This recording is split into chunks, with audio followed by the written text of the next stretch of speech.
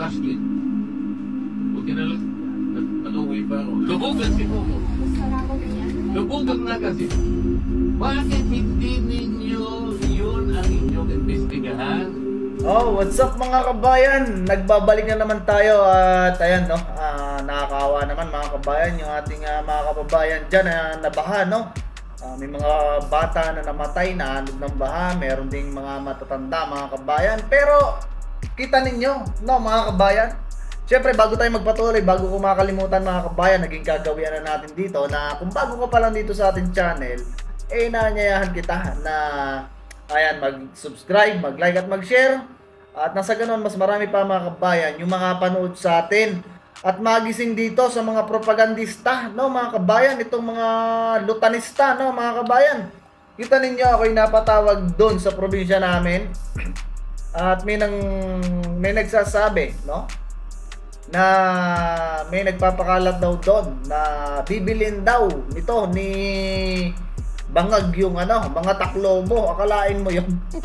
Pero anyway, no. So, ayan mga kabayan, kung bago ka pa lang dito at ngayon mo pala ako nakita mga kabayan, inaanyayahan kita na mag-subscribe, mag-like at mag-share. Nang sa ganon ay lagi kang updated sa ating mga video na i-upload, no mga kabayan. At anyway, no, here we go na naman mga kabayan. Ang daming nabubuisit sa atin mga video mga kabayan, lalong-lalo na sa TikTok, no. Ang daming naasar sa atin mga kabayan. At puro daw tayo fake news. Alakalain mo yan mga kabayan dahil tayo ay naglalabas ng mga against dito sa gobyerno ni BBM, dito sa administrasyon niya. Ang dami nagagalit mga kabayan. Anong gagawin natin, no? Anong gagawin natin mga kabayan? Hindi lang naman tayo nagrereklamo. Napakaraming nagrereklamo mga kabayan. At anyway, ayan mga kabayan, habang nandyan mga kabayan yan si BBM, no? Yung mga mukha na yan mga kabayan, kata muna tayo, meow, meow, meow, meow. Meow, meow, meow. Napatunayan lang nito mga kabayan, no? Napatunayan lang talaga ni Madam Vice President Sara Duterte na yung tao na yan hindi alam mamuno ng, hindi alam niya maging pangulo mga kabayan. O, akalain mo yon? Ngayon pa lang, nitong kailan pa lang mga kabayan, kasagsaga ng baha, doon pa lang nagpaplano, kamot ulo nga mga kabayan, di ba? At isa pa mga kabayan na problema, no? Kung yung ating airport ng panahon ni Pangulong Duterte ay isa sa maganda, no? Isa sa mga magandang airport sa Asia. Ngayon mga kabayan, ito, basahin natin mga kabayan itong bagong kaganapan ngayon dyan sa airport. Hindi to mga kabayan, hindi to yung sasabihin natin fake news. Ayan mga kabayan, ang sabi diyan, kawawa naman mga kabayan yung mga taga-airport kung kailan nagbabaha sa kawalan tubig.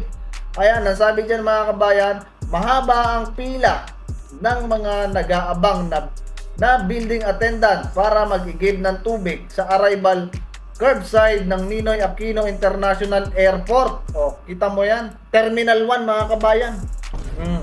Ayan, sabi niya, nawalan umano ng supply ng tubig sa buong Terminal 1 simula pa nitong Miyerkules ng gabi.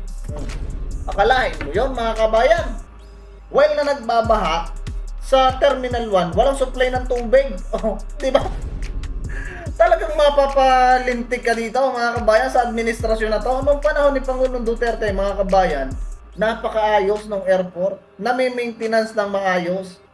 Ay ngayon mga kabayan, kita mo yung airport, ang dami ng complaint dyan mga kabayan. Hindi ko maalala kung anong isang airport yan mga kabayan, yung lagayan ng baggage na umiikot para dun mo damputin yung luggage mo pagbaba mo ng aeroplano, sira din mga kabayan. Kita mo yon? Meron na naman mga kabayan din na nagbubulwas ng inyong package. Ganyan kalupit ang administrasyon na to. Meron pa isa pa mga kabayan bago tayo dumako doon sa birada ni Congressman Marcoleta. Yung Facebook page mga kabayan ni BBM. Puntahan ninyo mga kabayan, i-check nyo doon yung video na kung saan ay ini-interview siya mga kabayan.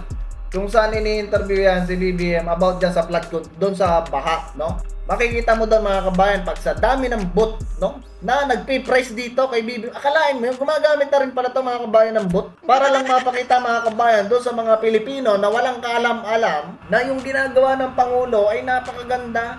Diba? Ganyan to mga to, manloko mga kabayan, pati sa survey, Lahat na mga kabayan. Yung statistic ng NEDA nga mga kabayan, kung di pa maraming umalma, di pa nila babaguhin yung report nila sa NEDA na yung 20 pesos. Di ba mga kabayan? Oh, kita ninyo kung gaano paglulukuhin ng mga yan, yung mga Pilipino. Ngayon, lumilipad na naman mga kabayan ng 500 pesos doon sa mga nabahan. Paano magagamit yung 500 na yun kung di ka nga makalusong at baha? Di ba mga kabayan? Kita mo yung mga yan.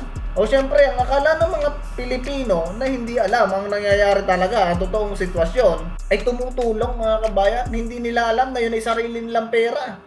Di ba? Magagamit yun mga kabayan pagdating ng eleksyon. For sure yun. O, kawawa mga Pilipino, mga kabayan na walang knowledge pagdating sa nangyayari sa gobyerno, dyan sa mga politiko mga kabayan. Kawawa talaga. Ano? Ayan, katulad niyan ngayon mga kabayan, letter K pa lang, disaster na. Ayun, yan yung sinasabi na 5,500 control, flood control mga kabayan.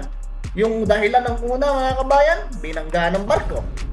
So ngayon mga kabayan, ibig sabihin wala talagang flood control.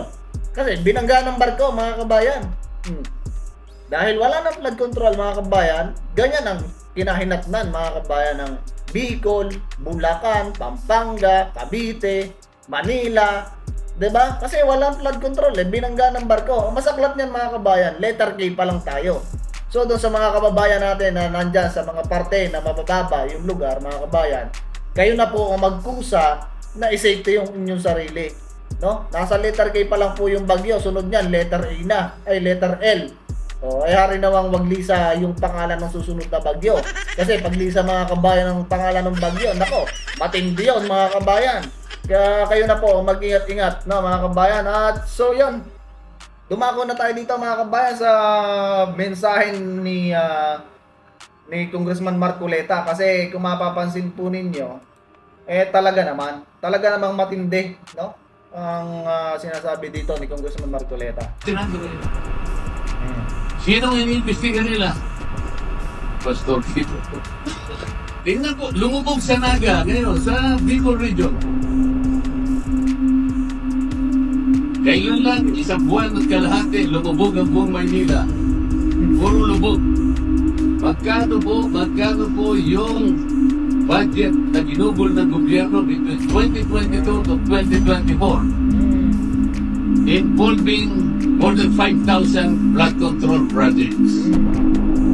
Totaling about 400 billion pesos. Bicol Region, 22 billion pesos. In 3 years. Lubog. Nanggaling po ako sa Sipocot last week. Buti na lang. Naluwi pa ako. Lubog ang Sipocot. Lubog ang Naga. Bakit hindi ninyo yun ang inyong investigahan? Kung anong iniimbestigahan ninyo, agagay pa rin. Trabaho po. Kung meron pong kasalanan ang isang tao na iniisip ninyo, dalhin mo ninyo sa komite na meron po tayong prosecutor's office. Effective po sila, na-open po sila. Nandiyan po yung mga koordinat, bakit tayo nakikipagsabayan? Sa Korte, sabi ng Korte Suprema, Hoy, Senado, hindi na prosecutors ko. You are not a court. So, ayan mga kabayan, narinig ninyo, no? Narinig ninyo ang sinabi dito ni Congressman Marcoleta, no? Totoo naman talaga mga kabayan. Totoo ang nangyayari. No? Hindi lang naman mga kabayan si Congressman Marcoleta ang may ganyang pahayag. Ganon din si Senator Villanueva, yung bahay nila may tubig din. Oh, ay di ba? Hindi lang yung mga mabababa sa lipunan na nagrereklamo, pati rin yung mga nasa matataas mga kabayan. Kasi kita nyo naman, parang mabubura sa mapa yung nabaha sa sobrang laki ng tubig. Pero kung yun mga kabayan ay naagapan, no? Kumbaga nakapaghanda at talagang may flood control mga kabayan, siguro hindi naman naabuti ng ganong kalakas o ganong kalaki yung tubig kahit pa sobrang lakas ng ulan. Kasi mga kabayan, hindi lang yung bansa natin ang binaha, no? Kaya maraming naiinis mga kabayan sa Pangulo ngayon, no? Yung ibang bansa, yung mga karatig bansa natin mga kabayan, binaha din. Pero napakatulin mga kabayan ng response nila pagdating doon sa calamity na dumating sa kanila. Na while yung sa ating mga kabayan, bahang-baha na, doon pa lang sila magpaplano kung anong gagawin, mapapakamot pa sa ulo. 'Di ba mga kabayan? Sabi ko nga, no, doon sa ating TikTok account mga kabayan, kung hindi na niya kaya, no? At total naman napatunayan niya na rin, no? Napatunayan niya yung sinabi ni BP Sara na hindi niya alam magpangulo. Bumaba na lang. Maraming magagaling diyan mga kabayan na pwedeng mamuno ng bansa natin. At saka yung mga nagtatanong, nasaan daw ang Vice President? Kahit wala doon sa Bicol, yung Vice President, mas nauna pa sa kanila, no? Mas nauna pa dito sa administrasyon ni BBM yung response ng OBP na kahit napakaliit ng budget, nakapag-ready agad sila ng tubig, ng panglaman sa sikmura ng ating mga rescuer. Meron din na para dun sa mga kababayan natin. Kahit yung OBP ay hindi present dun sa lugar ng Bicol, nandun naman yung kanyang satellite mga kabayan. At yung ibang satellite pa mga kabayan ng ating Office of the Vice President, nag-prepare din para pumunta rin dun sa lugar na yon at magbigay din ng tulong. No mga kabayan? So dito, no? Talagang kawawa mga kabayan ang mga Pilipino na hindi nila naiintindihan kung ano ba ang nangyayari sa gobyerno.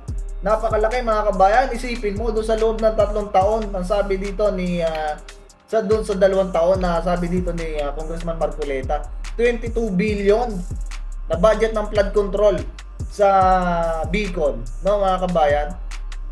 Ayun, baha mga kabayan, 'di ba? Sa dami na at ang masaklapan nito mga kabayan, yung mga may malalaking budget na flood control, yun yung tindi ng baha mga kabayan, yun yung may matitinding baha. Akalain mo yan mga kabayan, 'di ba? Oh, ay talagang mapapamura mga kabayan yung mga nandoon sa lugar na yon. Ang masaklapan nito mga kabayan, may mga kawawa tayo na mga bata, no? Mga matatanda na kumbaga sabi natin hindi na kayang lumigas. Yung mga kabayan pumanaw sa ganong trahedya. Yun ang nakakaawa doon. Dahil sa kapabayaan ng gobyerno mga kabayan, nitong administrasyon na to. Okay, ngayon hindi nyo makita mga kabayan si Tambaluslos. Hindi ngayon mga kabayan nagbibida-bida. Yung mga matatawag natin diyan, yung mga sinasabi natin na mga nandiyan naggagaling-galing ang congressman, nasaan mga kabayan? Wala. Yun, masarap ang buhay nila mga kabayan habang nagdidinig-dinig doon. Tama yung sinabi ni Congressman na Marcoleta. Kung talagang kayo ay minapatunayan na may paglabag sa batas yung dating Pangulo, huwag nyo nandaanin sa hearing-hearing kasi gastos lang kayo sa kaban ng bayan. Di ba mga kabayan? Katulad nung sinabi niya, posible naman mga kabayan si Congressman Marcoleta hindi niya alam kung ano yung policy at rules ng Congress. Di ba? Wala naman daw wala namang tinatawag na age of legislation yung ginagawa nila doon. Totoo naman mga kabayan kasi yung mga iniimbestigahan nila doon, pwede nyo matawag na murder yung naging kaso o pwedeng isampang kaso kasi may pinatay, mga ganon. Dapat sa korte na yun mga kabayan, diba? Yun yung nakakapaghinanakit para sa ating mga taong bayan, no? Sa ating mga maliliit na mamamayan na sablay ang gobyerno mga kabayan. Ngayon lang mga kabayan umabot yan. What more pa mga kabayan kung yung pagdadali-dali nitong mga to dyan sa China. Paano kung halimbawa mainis yung China sa atin at bigla na lang tayong paulanan, di ba? Ay yan pa nga lang baha, kamot ng ulo. O letter K pa lang yan mga kabayan, may marami pang susunod dyan. O kamusta na mga kabayan? Tapos ang sabi nito wala na daw pondo. Saan napunta ang pera mga kabayan? Kinuha yung pera sa PhilHealth na 90 billion, nangutang ng 28 billion sa World Bank. O di ba mga kabayan? Binenta yung ginto, no mga kabayan? Binenta yung airport, ginawa ng private. Ano pa mga kabayan binenta niyan? Ngayon walang pondo. Wala naman tayong nakikita mga kabayan na project. 'Di ba? So, talagang mga kabayan, palpak ang gobyerno ngayon. Napakalaking disgrace sa bansa natin itong administrasyon ni BBM. Hindi lang tayo mga Pilipino mga kabayan nakakapuna sa nangyayari ngayon sa bansa natin. Yan talaga mga kabayan ang kakahiya mga kabayan. Nakakahiya maging Pilipino na yung ating Pangulo sikat sa buong bansa o sa ibang bansa na weak leader, no?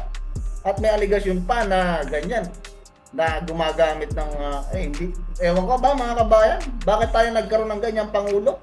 Diba? Kasalanan din natin kasi binoto natin yan. Na while na nung di tayo nakinig kay Pangulong Duterte, na wala tong alam, no mga kabayan? Wala eh. Nadala tayo mga kabayan sa napakagandang pagkakaisa. Ayun. Totoo naman mga kabayan na pagkaisa niya yung mga crooks. Diba? Napagkaisa niya yung mga, isipin mo, yung admitted na siya drug lord, nakalaya. Yung may kasong plunder, nakalaya. Saan ka pa mga kabayan? Yung nandun sa paligid ng Malacanang, may drug din. Kita mo yan mga kabayan. Ang lala na mga kabayan ng bansa na nangyayari sa bansa natin. Talagang nakikita ko sa mga comment section ng aking TikTok account mga kabayan, ang daming nagagalit sa administrasyon na to. Kasi sablay talaga. Napakasablay mga kabayan.